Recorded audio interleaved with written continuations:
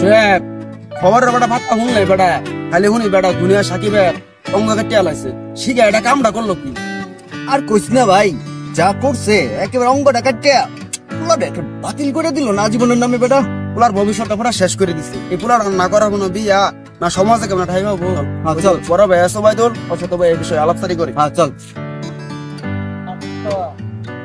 দুনিয়া সাকিবের কথা শুনছি, শোনার পরে খুব কষ্ট লাগলো যে সেরাটার জিনিসটা যে কাইটা দিছে, এটা খুব খারাপ লাগতেছে। আরে দোস্ত তোরা আসলি? আইলাম এমার তো আলাপ করতেছে দেখে লেগে এখানে দাঁড়ায় রয়েছি। আচ্ছা দোস্ত আমার দুইজন লোক আইছে, দুটা বন্ধু আইছে বুঝছ, আমি তাদের সাথে একটু আলাপ করি, তোর সাথে পরে কথা হইতেছে। আচ্ছা ঠিক আছে দোস্ত।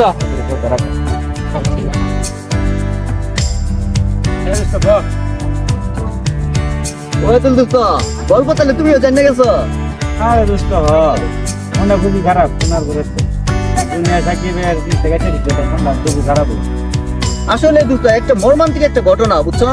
মনে করো এটা আমাদের পুরুষ জাতির জন্য লজ্জার একটা বিষয় হয়ে গেছে বুঝছো। তো মনে করো যে বিয়ে শাদী তো করছি, রাইতের বেলা তো না জ্বর করতেছে। তুই কি মনে করতাম তোর বাড়ি না দুনিয়ার সাকিবের না?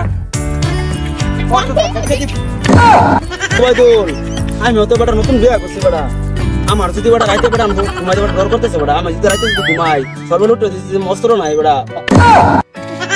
যেতলা শিখা মেশিনটা কাটছে অস্ত্রটা কাটছে বুঝছর, আমরা রাইতে না ঘুমাই নতুন বিয়া সাথে করছি।